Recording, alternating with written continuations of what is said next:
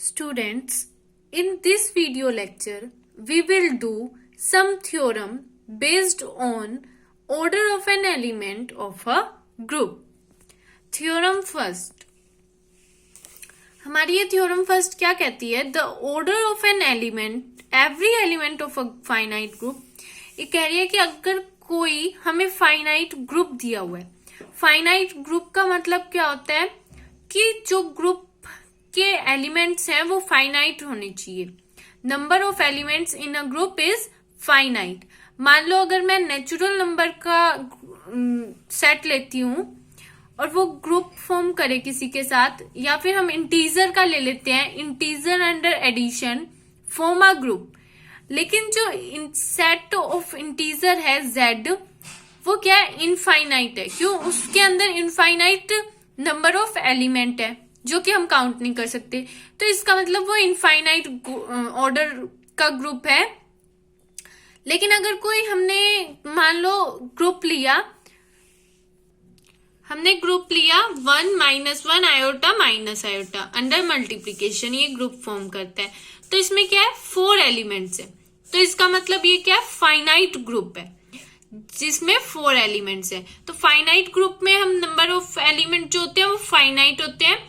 Infinite group में number of element infinite होते हैं. तो हमें क्या बोल रहा है कि फाइनाइट ग्रुप लेना है. हमें थ्योरम में बोला जा रहा है हमें एक फाइनाइट ग्रुप लेना है और उस फाइनाइट ग्रुप के जितने भी एलिमेंट होंगे, ये दिखाना है कि अगर फाइनाइट ग्रुप हमने लिया उसके जितने भी एलिमेंट होंगे उन सभी का ऑर्डर भी क्या आएगा? फाइनाइट आएगा. ठीक है. और सेकंड हमें क्या दिखाना है?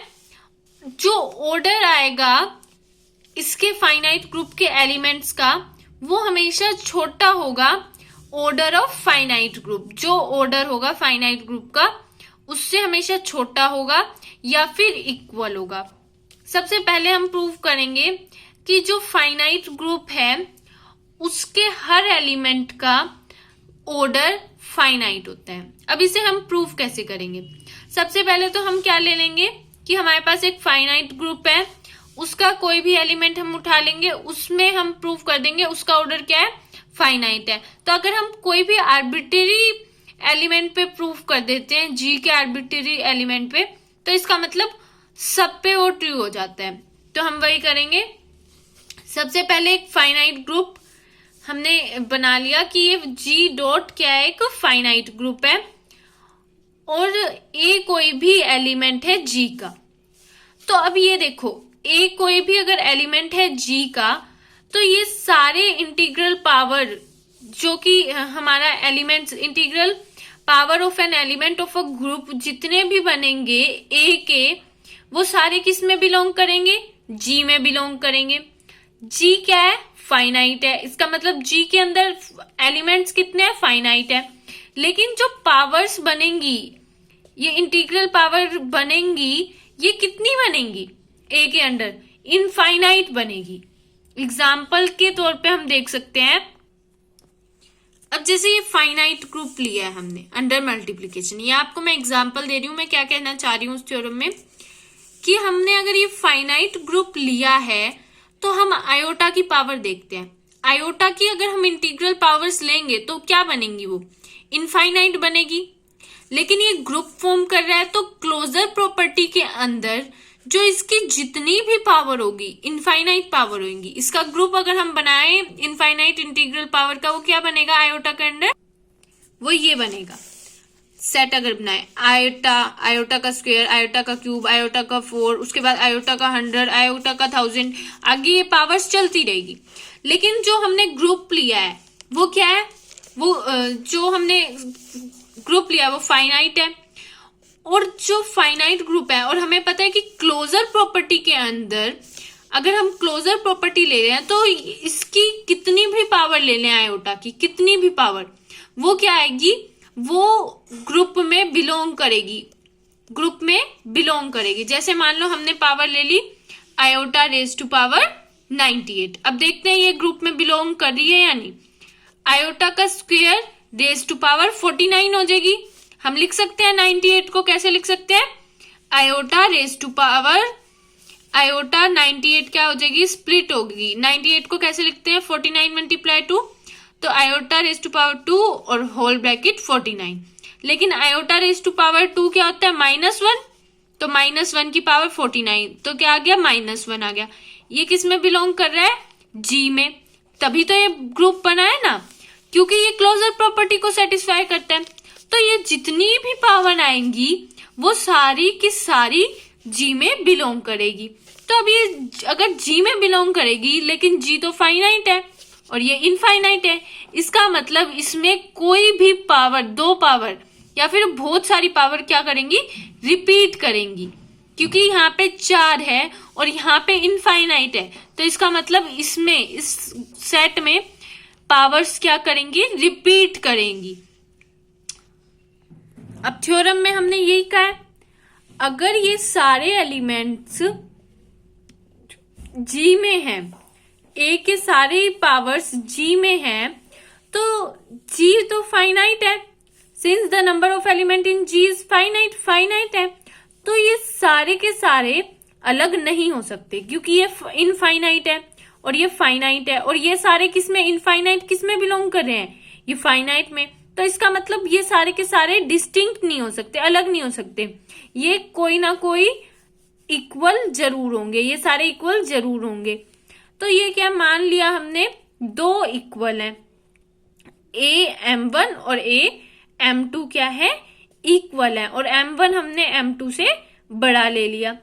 अब क्या करेंगे हम, पोस्ट ऑपरेटिंग लिखा है, कई जने यहाँ पे लिखते हैं पोस्ट मल्टीप्लाइंग, तो वो आपकी मर्जी है, मैंने ऑपरेटिंग इसलिए लिखा है क्योंकि ऑपरेशन कुछ भी हो सकता है, मल्टीप्लीकेशन ऑपरेशन नहीं होता, जरूरी नहीं है सिर्फ मल्टीप्लीकेशन ऑपरेशन हो, ग्रुप में कोई भी ऑपरेशन हो सकता है। तो post operating A raise to power m2 का इनवर्स, देखो अगर कोई एलिमेंट ग्रुप में बिलोंग करता है तो उसका इनवर्स भी ग्रुप में बिलोंग करेगा। तो हम क्या करेंगे, a की पावर m2 का इनवर्स ले लेंगे, और हमें a की पावर m2 का इनवर्स लिखते कैसे हम, a की पावर -m2। ये मैंने अपनी integral power of an element of a group की वीडियो में समझाया था कि क्यों लिखते हैं। अगर आपको नहीं पता तो वो पहले वो वीडियो देख लो। बोथ साइड्स, ठीक है। अब ये पोस्ट ऑपरेटिंग बोथ साइड्स कर देंगे हम, a की पावर -m2।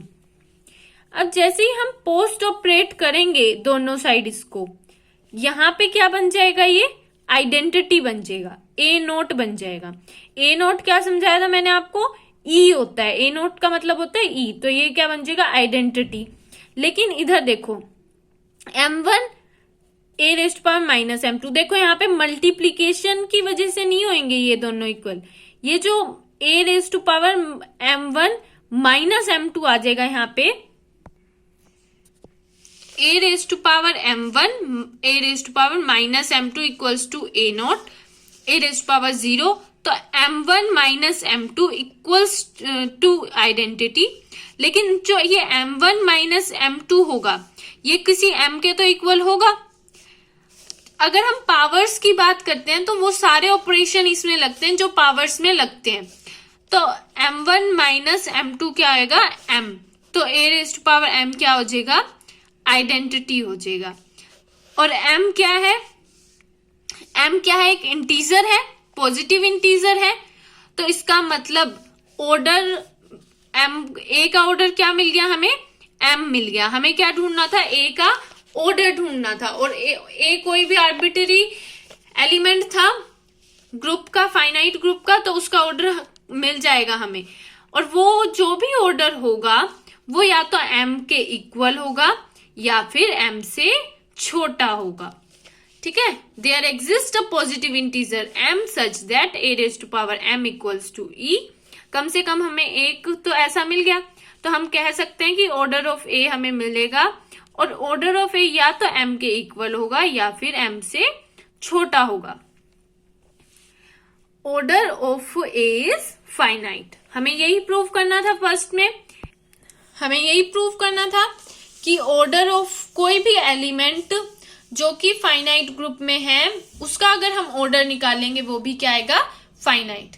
तो हमने बेसिकली किया क्या है, इसमें हमने कोई भी आर्बिट्रेरी एलिमेंट लिया है ग्रुप जी का जो कि फाइनाइट है, और हमने ये दिखा दिया है कि ए का जो ऑर्डर आएगा वो भी क्या आएगा, फाइनाइट। तो ए आर्बिट्रेरी था, इसका मतलब जी से कोई भी एलिमेंट लो उसका ऑर्डर क्या आएगा, फाइनाइट। अब हमें दिखाना है कि जो ए का ऑर्डर होगा वो हमेशा छोटा होगा या फिर इक्वल होगा जो कि जी का ऑर्डर होगा। ग्रुप के ऑर्डर से या तो छोटा होगा एलिमेंट का ऑर्डर या फिर उसके इक्वल होगा, लेकिन उस ग्रुप के ऑर्डर से बड़ा नहीं हो सकता एलिमेंट का ऑर्डर। तो इसके लिए हम क्या दिखाएंगे, अब हमें सेकंड प्रूफ करना है। तो उससे पहले हम क्या एज्यूम कर लेते हैं कि एन का ऑर्डर होगा, एन ऑर्डर होगा ए का, ऑर्डर ऑफ ए क्या मान लेते हैं हम, एन मान लेते हैं।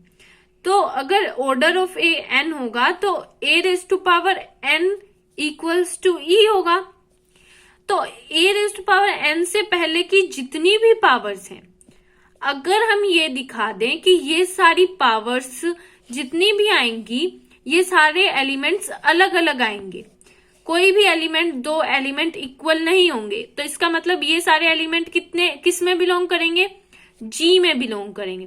अगर ये सारे एलिमेंट जी में बिलोंग करेंगे, क्लोजर प्रॉपर्टी, और ये सारे इक्वल डिस्टिंक्ट होंगे, डिफरेंट होंगे, तो इसका मतलब ऑर्डर ऑफ जी का ऑर्डर कम से कम एन तो पक्का होगा, और एन से बड़ा भी हो सकता है। और हमें तो यही दिखाना है कि ऑर्डर ऑफ जो जी है, जी ग्रुप का ऑर्डर है, वो एलिमेंट के ऑर्डर के या तो इक्वल हो या फिर एलिमेंट का ऑर्डर हमेशा छोटा होना चाहिए ग्रुप के ऑर्डर से। तो हमारा ये प्रूव हो जाएगा। तो हम यही दिखाएंगे, हम कॉन्ट्राडिक्शन से दिखाएंगे। हम मान लेते हैं कि जो भी ये एलिमेंट्स आए हैं हमारे ए से लेकर ए रेज टू पावर एन तक, एन क्या है, ऑर्डर है ए का, तो ये सारे एलिमेंट डिस्टिंक्ट नहीं है, डिफरेंट नहीं है, इनमें से कोई भी दो एलिमेंट इक्वल है। ठीक है, अब ध्यान से सुनो, अगर हम ये दिखा दे ये सारे डिफरेंट हैं तो ये सारे किस में बिलोंग करेंगे, जी में बिलोंग करते हैं ये सारे।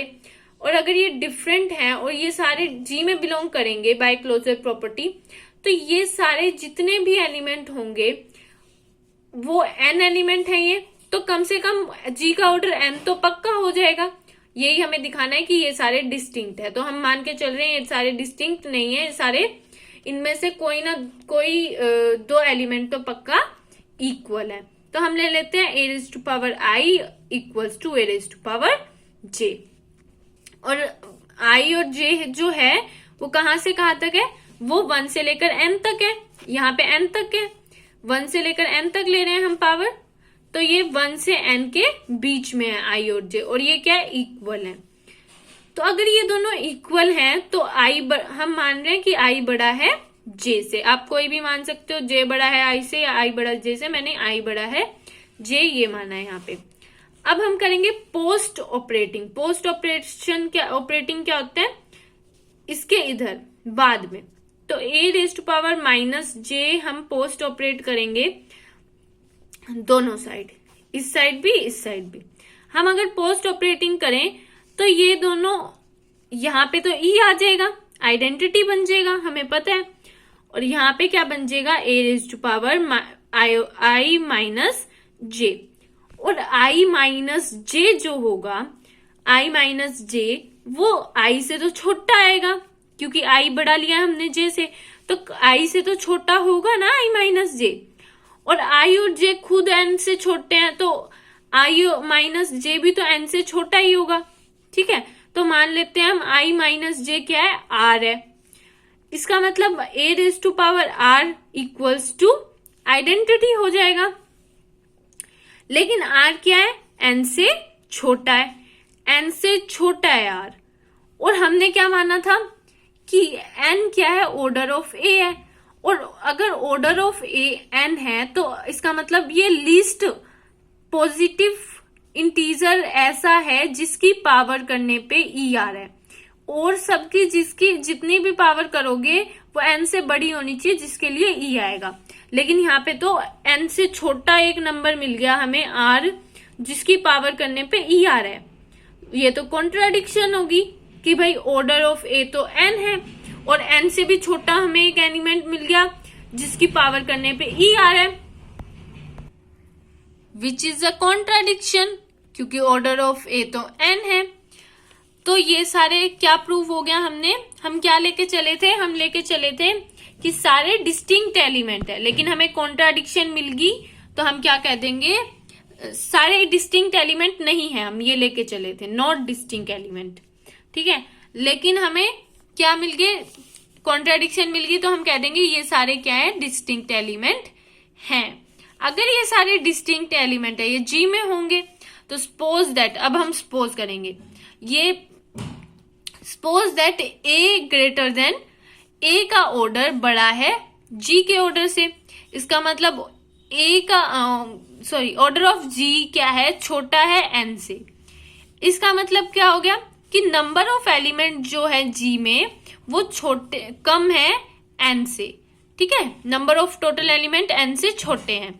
लेकिन ये तो कॉन्ट्राडिक्शन है, क्योंकि यहाँ पे तो डिस्टिंक्ट आ रहे हैं, एन एलिमेंट्स डिस्टिंक्ट आ रहे हैं जो कि जी में बिलोंग कर रहे हैं, और यहाँ पे हम कह रहे हैं कि एन से कम एलिमेंट है जी में, तो ये क्या है, कॉन्ट्राडिक्शन होगी, तो हमारी इस पोजीशन गलत होगी, और ऑर्डर ऑफ ए छोटा या इक्वल होगा ऑर्डर ऑफ जी से, ये प्रूव हो गया।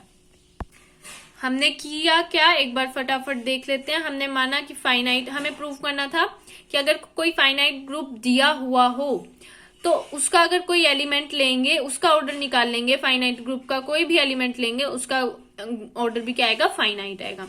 तो हमने क्या किया, हमने ये सारे, अगर ऐसा है तो ये सारे एलिमेंट क्या आएंगे, डिस्टिंक्ट होंगे। अगर डिस्टिंक्ट होंगे तो इनमें से कोई डिस्टिंक्ट नहीं होंगे, सॉरी, ये सारी जो इंटीग्रल पावर होगी, अगर जी फाइनाइट दिया हुआ है तो ये सारी इंटीग्रल पावर डिस्टिंक्ट नहीं होंगे, सारे एलिमेंट अलग नहीं होंगे, कोई दो एलिमेंट तो ऐसे हमें मिल ही जाएंगे जो कि इक्वल हो जाएंगे। अगर दोनों इक्वल हो जाएंगे तो उससे हम इनवर्स को ऑपरेट करके यहाँ पे ई बन जाएगा, तो हमें एक ऐसा एलिमेंट मिल जाएगा एम, हमें एक ऐसा एलिमेंट मिल जाएगा जो कि जिसकी पावर करने पे हमारा को आइडेंटिटी मिल रहा है, ठीक है। अगर ऐसा है तो हमें मिल गया कम से कम एक फाइनाइट, हमें दिखाना था कि ऑर्डर ऑफ ए फाइनाइट है, तो हम दिखा पाएंगे कि ऑर्डर ऑफ ए फाइनाइट है। उसके बाद हमें दिखाना था कि भाई जी में जो एलिमेंट है वो इक्वल होंगे ऑर्डर ऑफ एलिमेंट ऑफ ए के, या फिर जी के एलिमेंट ज्यादा होंगे ऑर्डर ऑफ एलिमेंट ऑफ जी से। उसके लिए हमने क्या किया, ये जो जितने भी एलिमेंट है ए से ए रेज़्ड पावर एन तक जितने भी एलिमेंट है, हमें इन्हें डिस्टिंक्ट प्रूव करना था, ताकि ये एलिमेंट सारे जी में आ जाए। अगर ये एलिमेंट जी में आ जाएंगे तो जी में कम से कम एन एलिमेंट तो ऐसे मिल ही जाएंगे जो कि अलग होंगे। यही है इस पूरे थ्योरम में। Thank you so much for watching.